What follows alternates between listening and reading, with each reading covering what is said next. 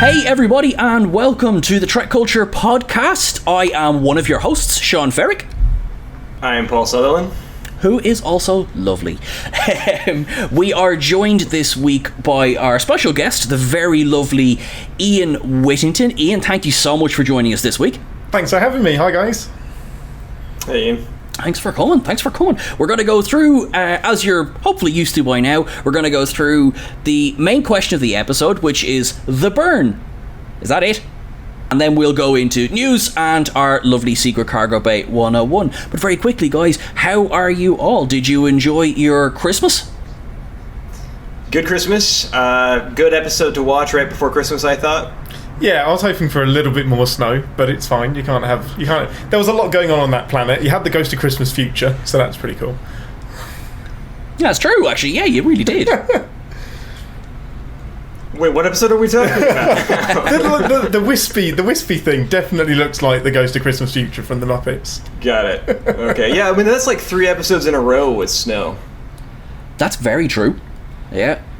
So you've had enough, Ian, basically, is what Paulie's saying to you there. Of Discovery or snow? Of Christmas. Yeah, I've enjoyed Christmas. I'm glad we can kind of move on and get into 2021. I hear that. But Ian, just real quick, just before we go on, who are you? I am. That is a bold question. I am just a big old Star Trek nerd. Been watching it since I was literally in the womb. So I think my heartbeat sounds like a warp core more than anything else. So yeah, just a massive Star Trek nerd. We've met a couple of times, Sean. And yeah, get me on the internet to talk about Star Trek, and I'm happy. Okay, so Su'Kal, right, formerly known as the Citadel. What did Ian? I'll start with you. What did you think of the episode? I liked it, but that even sounds loaded. I felt like the Mirror Universe episodes put a massive handbrake on the show and just stopped it dead in its tracks. So it took me a little bit to get back into kind of where we are, what's happening in this nebula, why is Saru so upset. But on the whole, I really liked the episode.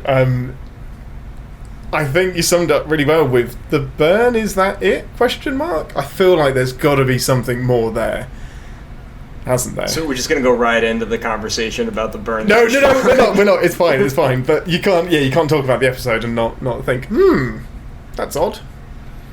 I mean, Sean, you've had a recurring refrain about the burn. What was that? Don't know what you're talking about.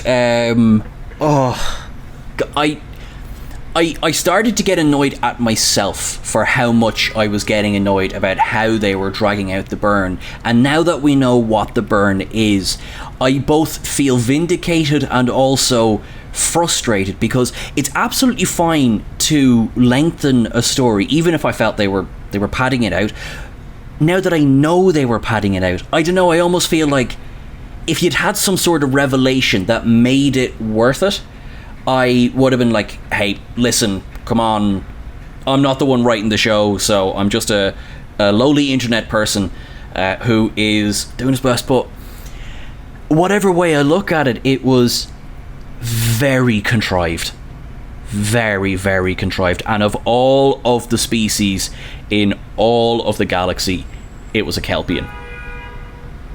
Well, this is following Discovery's pattern of personalizing everything, making everything extremely relevant to the characters. Not just that it is an important story, but it's something that deeply affects them on a personal level.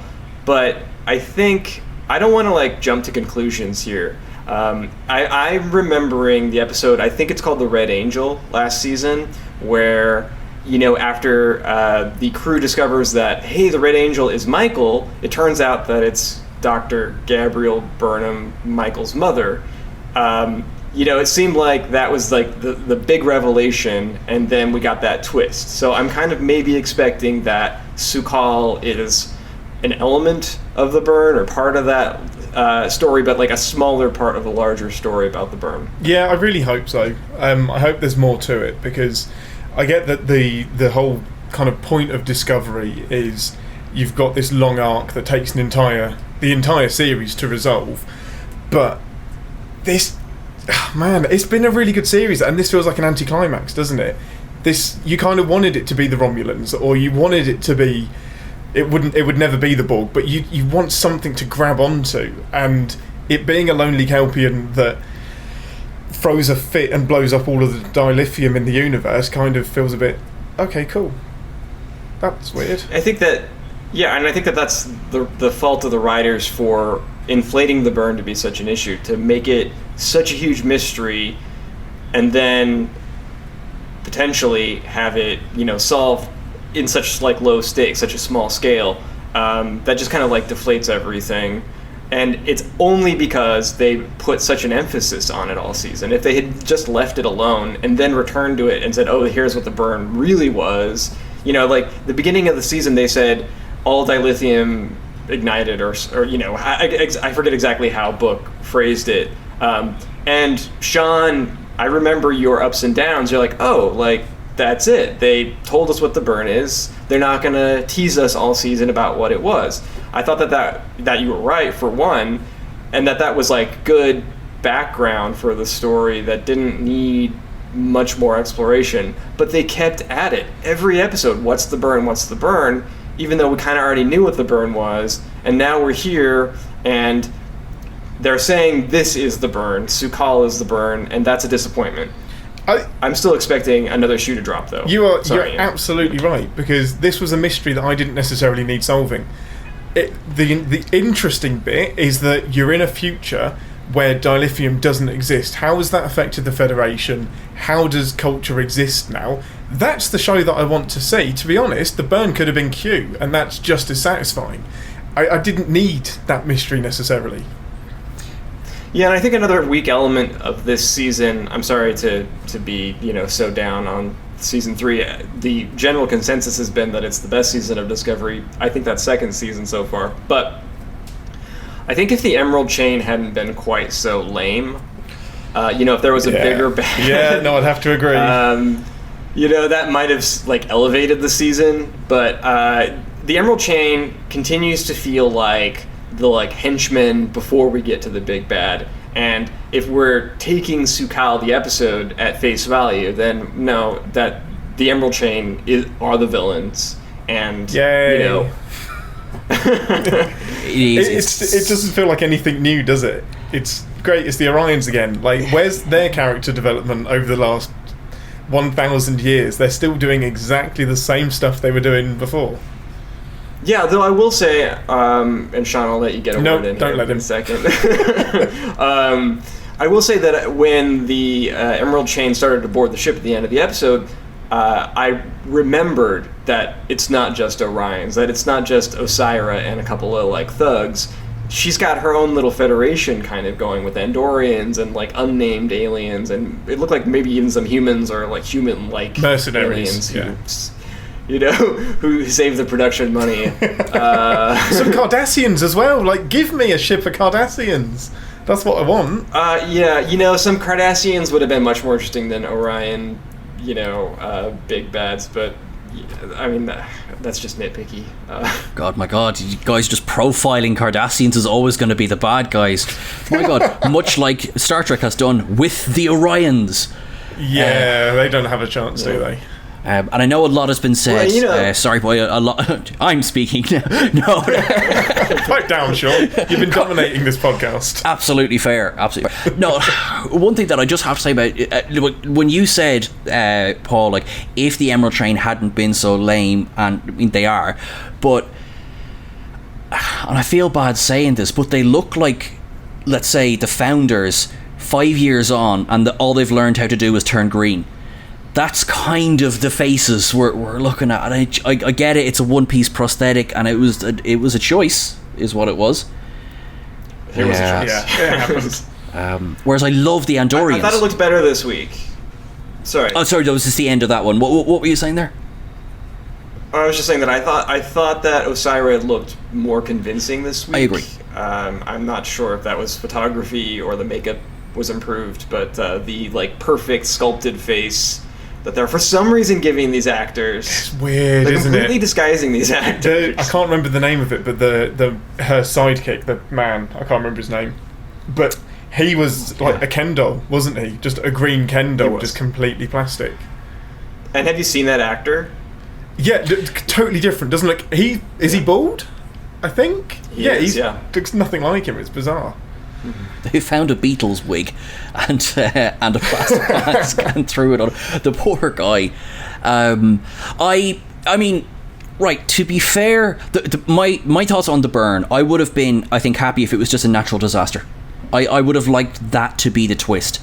It was a natural disaster, and it, the point of the burn was, this is what happens in the Alpha Quadrant when basically that comfort is stripped away. I'm actually thinking back to Star Trek Deep Space Nine, the Siege of AR-558, and Quark gives that amazing speech about humans are the friendliest people in the galaxy until you take away the replicators, you take away their sonic showers, and they become worse than Klingons.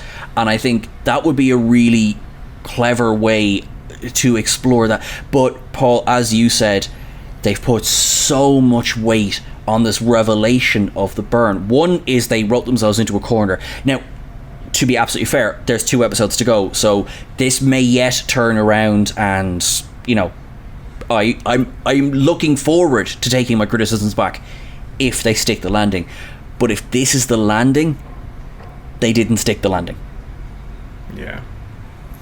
I mean, this is almost certainly not the landing. And, this show, at least last season, it set a pattern of twists and mystery storytelling and revelations at the end of the season. So I really do think that there's more to uncover about the burn and the Emerald Chain and maybe even the Federation. I still don't trust Admiral Vance. No. And I love him. He's like such awesome, a supportive. But nope, don't trust him.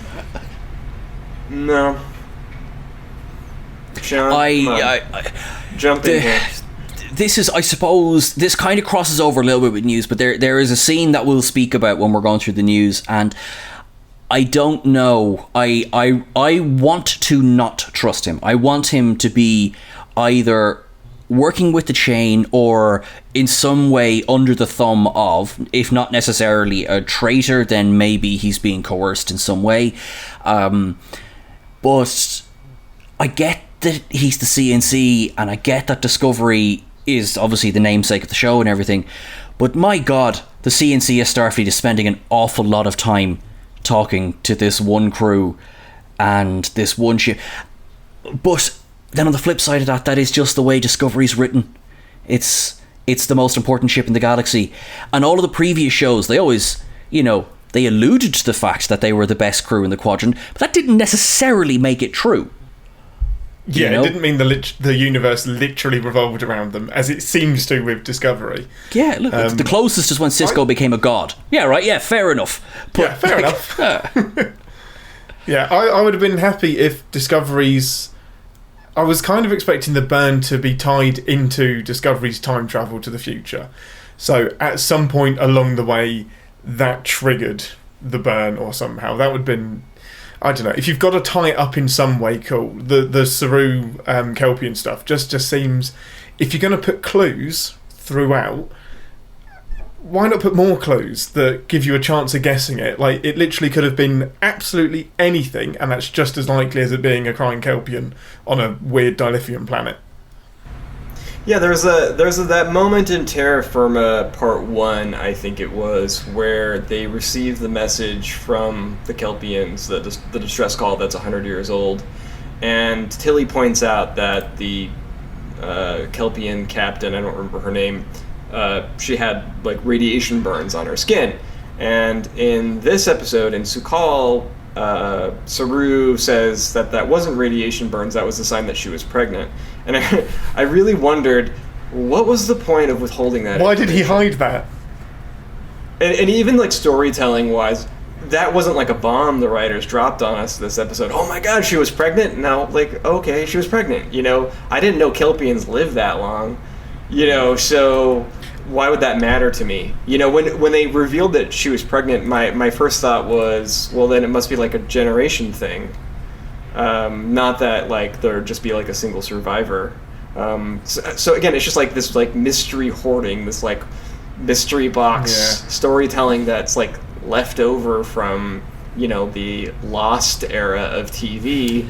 Do you know when what? none of it gets resolved. Don't That do is that to us. such a great point. I was speaking to somebody not 4 hours ago, and that was their issue. It was like, we're not watching Lost, so stop writing Lost. Yeah. And maybe that is potentially too harsh, but I can see where that argument comes from.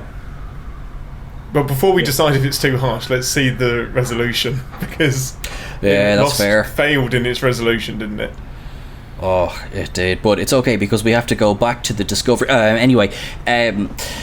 But I don't know. Now, I made this point on the ups and downs, so I'm parroting myself here. But writing Burnham to be criticizing Saru for getting emotional, it's just if you wanted to make the point of Saru getting emotional, have Culber say it, have Tilly say it. Doesn't this seem a bit rich? Really, Burnham? You're the one that's saying he can't be objective. Really? Yeah, at no point did Saru turn to her and go, really? Really now? This is rich.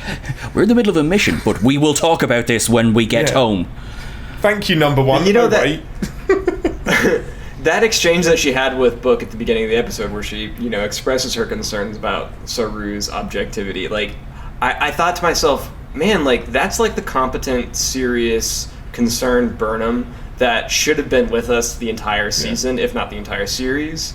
And if it weren't for the scattered way she's been written this season, where I can't tell whether she's going to mutiny or, toe the line or what, from episode to episode, it's almost like these episodes were written in isolation already. Like, I know that's like this is like pre-pandemic writing here, but it's almost like these guys weren't really talking to each other, and finding like coherent through lines between episodes. I know that's very harsh. That's very harsh. I'm sorry. I think that definitely applies to Burnham. I think everyone else has had a pretty clear arc of where they go. Whether you agree with the Tilly stuff or not, she's had an arc and it's followed. Burnham's, it's almost like her episodes are being shot out of order. Like you said, they're being written completely out of order. I don't know whether she's going to completely commit herself to Starfleet or jump out of an airlock and do something ridiculous with Book. It always feels like in Series 1 and Series 2, they wanted to make Burnham captain, and now they kind of said, no, we don't want to do that. And now they've gone back to wanting to do it. It's like, just make her captain. Make her captain of Discovery. Just do it. Yeah, and it's such a shame because, for a lot of reasons that have nothing to do with the character, she's disliked by a good chunk of the fan base, and she's kind of a target for, hateful comments on the internet. And she is like a badass character who I love, but I think that's like almost entirely due to Sonequa Martin Green's performance and not the actual character. Like, she's bringing something interesting out of completely schizophrenic writing that's so unfair to this character. The basic premise of Discovery being, centered on a non-captain officer with kind of a troubled past, it still holds up as an interesting one, but they've been so unfair to this character in the way they write her. It's frustrating as hell. It is. It's almost like in the next episode they've forgotten anything that happened to her in the previous episode. And do you know what I she's think brilliant. back to? I love her as a character. Just to agree with you, Ian, there, what I think back to is I think it's episode 3 of the season. It's when Burnham and Discovery meet in the 32nd century, and I thought in that episode Sonequa Martin Green is potentially the best she has been. Like, when she's given the right material, she is amazing, and then she is hampered with poor material. And I'm not talking about the scenes in the Mirror Universe, because that was camp and hammy, and that was the point. That's fine. But then I think we were all a few weeks back. We were all like, "This is it. This is the episode where she leaves Starfleet because it's been led this way. This is where it's." Nope, they've just hit the reset button. And yet it would have made sense in that context. So, Paul, I completely agree with you. I think it's sometimes it's difficult because there's so much hate and ire directed at Burnham for reasons that have nothing to do with the show or the writing, and to those people I say nothing, get over it. But when it comes to the actual writing, I feel like there is a lack of consistency, and it's sorry, just to repeat what you said, it is frustrating because we are here with the best will ever. We want to love this. I want to love this so much. Yeah. No, I totally agree. And I was frustrated by the Mutineer stuff in season 1, but for the rest of that series and all of season 2, I thought, brilliant. This is the Burnham I want. And it has just been so backwards and forwards this season. I still don't know how I feel. I'm hoping that this is her getting her stuff together and she's picked a lane and she's going to stick to it. And I get traumatic things happen which change the course of your life, but Jesus, it's happening every single episode at the minute, and it's just at the drop of a hat she seems to change her allegiance. Yeah, and it starts to make her look unprofessional, and that's like not a great characteristic in this universe. Like professional, behavior, competence. Not that I'm not saying that she's not competent, because she's extremely competent, sometimes to a fault, right? Like sometimes she's too competent, and it's like, oh, she knows how to do that too. But which, oh man, I don't want to sound. I don't want to get into that because I really love Michael Burnham, but in this universe, like Starfleet, has like you expect a certain behavioral set from characters, and the way Michael is being written, it's altering that in a way that made us question whether or not she belonged in Starfleet. And Sean, I didn't even think about it until you brought it up, which was maybe she'll leave, maybe she'll go off and do her own thing, which would be totally interesting. And would be absolutely fine, because that's the lane that you've picked, so run with it. There's nothing wrong with that. Not everyone has to be in Starfleet in the future. But that's not what they've done with her. They've now put her back to the Academy, basically. Though, I mean, season 3 was like a blank slate, and we all came in with like such high hopes and with open minds about where they were going to take the show. And I think they've kind of fallen into the same bad habits they, demonstrated throughout the first 2 seasons, which is unfortunate. I guess that's all I have to say about that. I think it feels like we want to love it, but they're not giving us the reason to. I feel like maybe with this season more so than seasons 1 and 2, I feel that the serialized story has hampered the writing, because I feel, again, we know how I feel about the burn, but other things like that, mysteries that don't last that long are being dragged out longer, and I feel like maybe there's a pressure that they have to, that a story that could take maybe 1 or 2 episodes, such as Georgiou's story over Terra Firma, that was a 2-episode solid story that didn't need to be any longer. Potentially this thing with the Emerald Chain could have been longer or shorter. We'll have to see where it goes. We know how I feel about the burn, but I'm not writing it off. There's still 2 episodes to go. There is an awful lot they need to do for this to be the best season. I'm with you, Paul. So far, season 2 is the best season for me. What do you think, Ian? Up until the Mirror Universe stuff, which I like as a standalone thing, but it didn't feel right where they put it in the series. This was my strongest season. I was absolutely loving it, putting Burnham to kind of one side a little bit. But after the last kind of 3 episodes, it's season 2 for me as well. That is definitely, it knew its story, it knew exactly where it was going, and it knew the clues that it was going to put in place. I think that's probably going to be the consensus all round. Was there anything you liked about the episode, Sean? Yeah, I was just about to kind of chime in there with a little bit of because my initial reaction, and I guess I still hold this opinion, which was that the episode surprised me. I didn't really know what to expect. It kind of like. It was kind of like a standard Discovery plot of, going to a spooky, mysterious location and then discovering that it hits close to home, right? But aesthetically, it was really pleasing. I did not expect them to go to a haunted castle and have to like chase a monster. I really appreciated that kind of like different new flavor in the episode.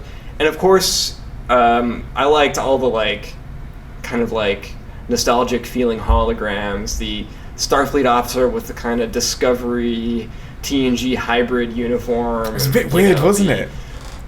Yeah, but I like that kind of stuff. And like season 3 has actually been like an opportunity to not just explore the 32nd century, but kind of look back at, earlier futuristic eras of the universe. Like it's kind of filling in some cool gaps, and I appreciated those little nods there. Yeah, no, I mean, things that I like, well, easy, like things that I liked. Doug Jones. It's lovely to see Doug Jones for the first time in history. But also, the 3 of them on the planet were excellent. I really enjoyed Burnham being Hollow Burnham. I thought she was great as that. When she had to reset herself, that was brilliant. That was very good. I thought to myself, Michael Burnham is a great actress. Yes! Not just Sinequa, but like also Michael. Yeah, that's brilliant, so. Yeah. Exactly. Maybe she missed a calling. Maybe she should have got into the arts. It explains a lot. Well, that's true. Also, could we just as almost a final point in the episode, how good did this episode look? Stunning. I mean, they've nailed the visuals. They have nailed in every single episode. I love that we got some more glory shots of the Discovery A, like some really, really, really good looks at it. The Ghost of Christmas Future looked brilliant, just looked awesome. Haunted Castle sums it up, doesn't it? That's not something I was expecting to see, but yeah, visually they haven't dropped the ball at all. You know what else was great about the episode was the climax. I'm a sucker for a ship gets taken over episode. The good hijacking. Love it. Which is like definitely going to be a big, element of the next episode. Like it looks like the next episode is going to be entirely about retaking the ship in like the same, sort of vein as what's the Enterprise episode, the second season premiere where they have to retake Enterprise from the Suliban? Oh, that's Shockwave Part 2. That's the one. I always do this. But retaking a Deep Space Nine as well. Those episodes are brilliant. Always great, yeah. So I actually think that takes us to news.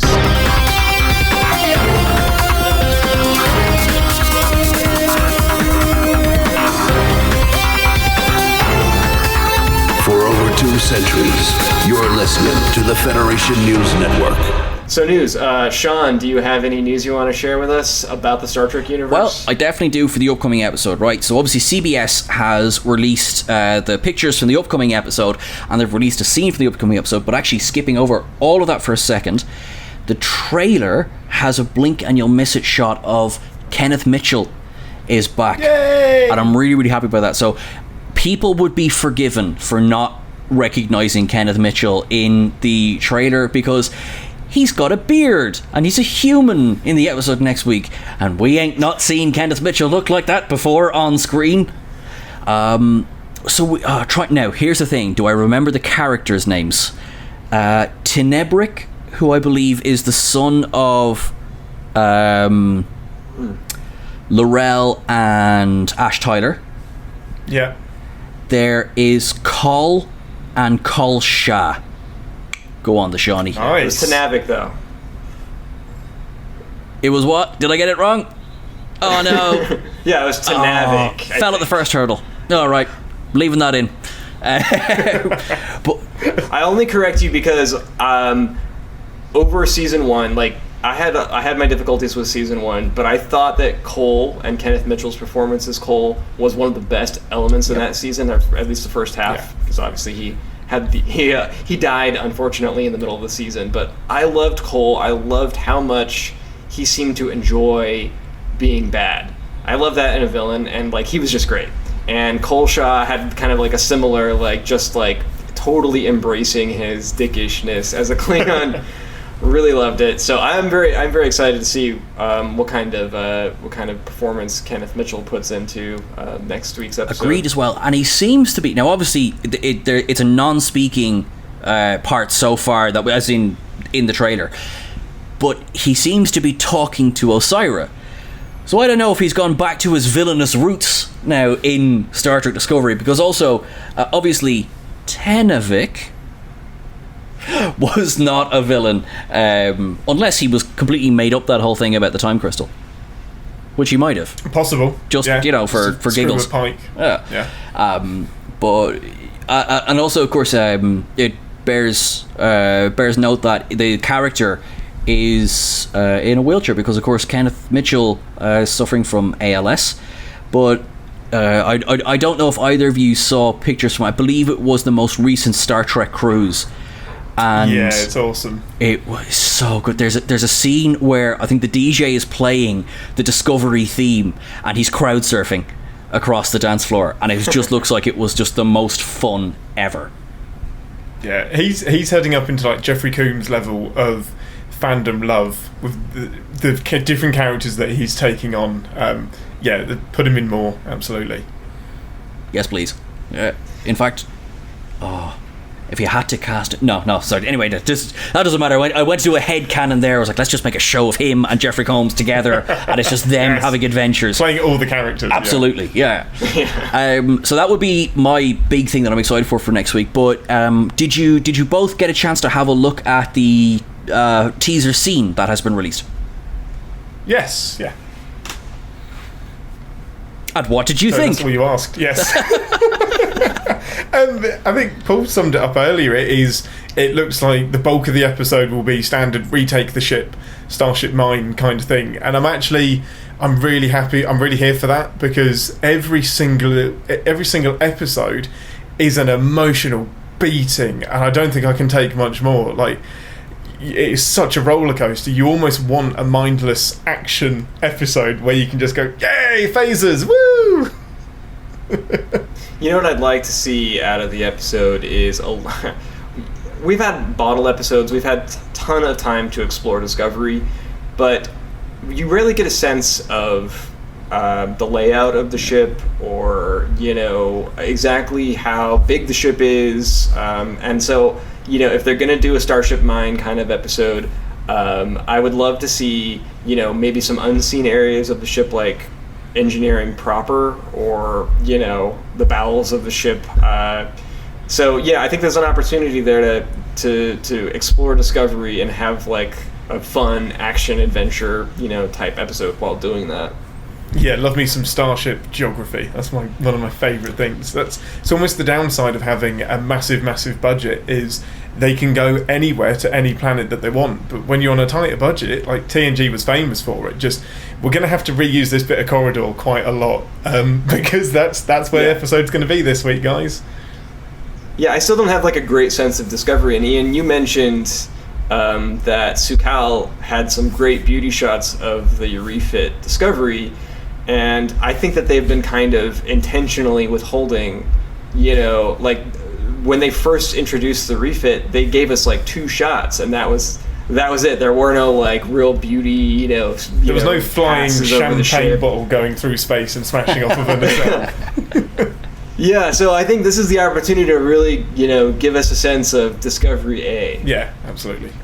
That would be good, because if you think back to, say, season 2, and I'm just thinking visually, like, obviously we had plenty of nice shots of Discovery, we had nice shots of Enterprise, but that entire final, facing off against Section 31 is some of the best looking Trek we've had in I don't know how long. And obviously, thank God for CGI budgets and everything. But I mean, that was amazing. So potentially we're looking at something like that. The episode, if it follows the trend of the release scene as the first scene of the episode, it would seem to be starting more or less immediately at Federation HQ. We get a nice flyby of the Viridian. I'm here for all that. It looks like there'll be plenty of bang bang pew pew, which is my professional way of describing it. Also looks like Rin is going to play a big part in the episode, which is great, because he should play a big part in every episode, because he's deadly. Yeah, speaking of someone else that comes up to Jeffrey Combs level, Noah, forgive me, I've forgotten his last name, the actor that plays Ren, sorry, he keeps popping up as well, and he's just awesome. Yeah, he's great. And Ian, you actually mentioned before we started recording that you were fairly confident that he's gonna stick around because it would be totally unfair to knock off Rin because of Tilly. You wanna elaborate on that? Oh man, I'm gonna shoot myself in the foot here. So we know that Rin comes back, but I really hope they don't go the direction of Rin coming to save the day for Tilly, because obviously the Mary Wiseman and Noah, forgotten his last name, sorry, are married in real life, and I really don't like the connotations of the husband coming to the rescue because Tilly couldn't man the ship. So I'm hoping it just goes, I love Rin, but I'm hoping it goes any direction other than that. Yeah. So okay. So this new section has done what it often does, which is devolve into speculation. Yeah. I hate speculating, especially about things that we're gonna learn in just a couple of days. And I think that, not to get too serious here, but speculation is part of the issue with our disappointment with with Su'Kal in the conclusion of the burn, or at least the seeming conclusion of the burn, is because we've built it up. We keep looking for, well, maybe it ties into Calypso, or maybe that's the way Georgiou gets back to the 23rd century. Like, we keep hunting for clues and then disappointing ourselves when they don't materialize the way we want them to. But having said this, Admiral Vance, we did a whole podcast on, is the Federation bad? Admiral Vance keeps communicating with Discovery through holographic, communication. I don't know. And he keeps fritzing out. And it's not just the usual this is the show telling us that it's a hologram and he's not really in the Which room. I hate, by the way. I know it's a hologram. I don't need the static. Stop it.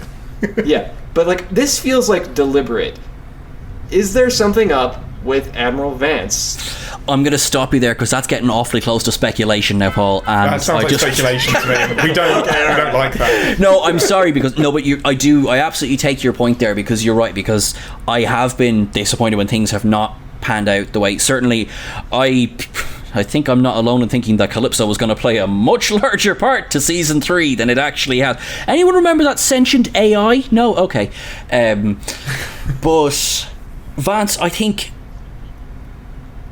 he seems to be headed in a very certain direction, that he's either not a very good admiral, which is worrying if he's the C&C, or he really does have so many other things going on, and we are only getting a glimpse, which I would be totally fine if, by the way, if that is the thing. If we then kind of go, no, here is the bigger picture of Starfleet, and the Emperor Chain maybe is this fly that they're trying to swat. And yeah, they're important when they're in the shot, but actually we're dealing with a full, I'm just using this as an example, a full Dominion uprising over here. We really don't have the resources to commit to worrying about this, and they constantly keep annoying us, which is why you're only getting brusque Admiral Vance, or actually no, we're fine today Admiral Vance, because we just scored a victory. But again, I don't know, and it's, with only 2 episodes to go, I certainly don't think we're getting a Dominion uprising, put it that way. I think if all of the episodes were dumped at once and you binged it, you wouldn't have this problem and you wouldn't have all of this speculation. But if you release it week to week, we're going to speculate. That is, our brains, human brains, love a puzzle. We're going to try and put the pieces together before we even know what the picture on the box looks like. We're going to have a stab at it. It's rare that Discovery introduces a character that is exactly as they seem, so it would be very much against type for Vance to just be the wise sage admiral that we're seeing. So there's got to be something else there, whether we don't see it until season 4. But yeah, I'm with Paul on this one. There's something sketchy about the dude. Yeah, though I don't want to totally undercut my own fan theory. Admiral Vance is probably just a stand-in for Pike, and that's it. Do you think the show needs a Pike then? I think that the character was so successful last season that it would be it would be hard to imagine the writers wouldn't acknowledge that and try to bring some of that like warmth and like that paternal figure to the crew, even if we don't really need it, you know? That's just mine. But let's just, I'm going to do my own little mini airlock, Cargo Bay 101, and I'm just going to, flesh out, all of my fan theories, because I'm going to be totally wrong. But that was the news, and now it's time for real Cargo Bay 101. For over 2 centuries, the Federation News Network. As real as it gets, anyway. Ian, are you familiar with Cargo Bay 101? I've got the gist of it. I used to love the show Room 101 on TV, so this is right up my airlock.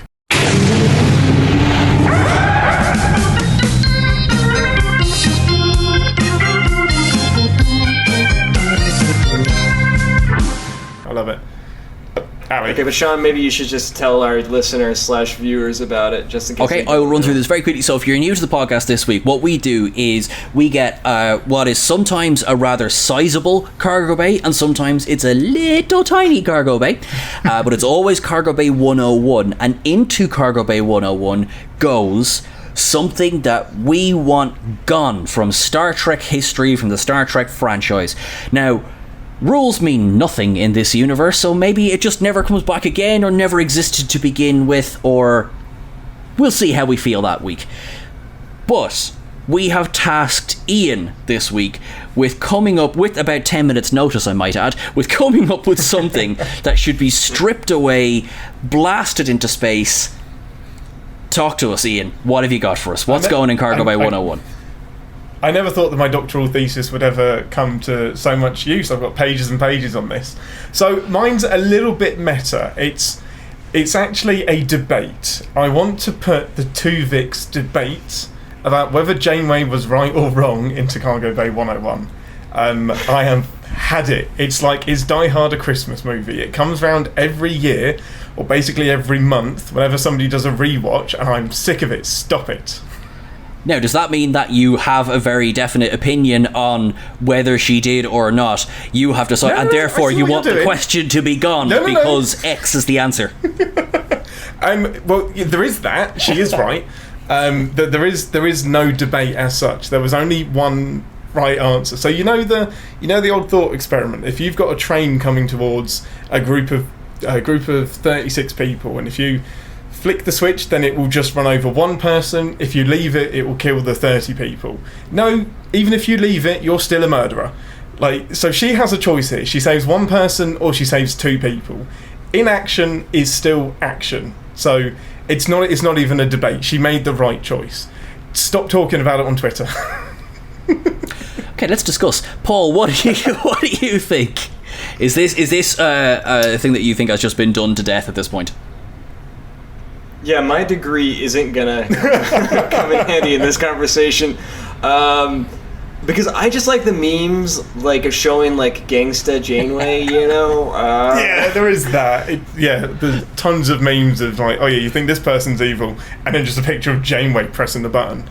We can keep the memes. Yeah. So, I honestly, I'm a terrible Star Trek fan to admit this. I never really questioned her decision. As a child, it wasn't until I saw the discourse. Yeah, as a child, neither did I. I was like, I want Tuvok back. Who's this chump? I don't want Tuvix. It literally. The thing is, I didn't want Neelix back, and I never do. I still don't. So That's fair. That's fair. Should we just ditch the? Oh. Sean has a shocked face. Oh, I'm not even touching this one with a barge pole. I'm hitting depressurize now. Grab onto something. It's gone. It's gone. It's done. All 3 of us, because we debated it, are all 3 of us now in the cargo bay as well? You'd want to hope not. And that is it. I'm hit the button. She's gone.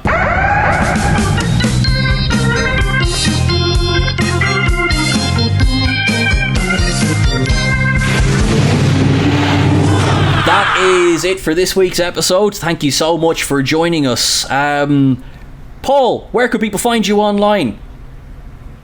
You can find me at Paul Sutherland on Twitter. Lovely. And Ian, again, thank you so much for joining us. Where can people find you online? No, thanks for having me, guys. It's been awesome. You'll find me on Twitter at galactic_Dave. That is brilliant. And obviously you could find us on Twitter at TrekCulture.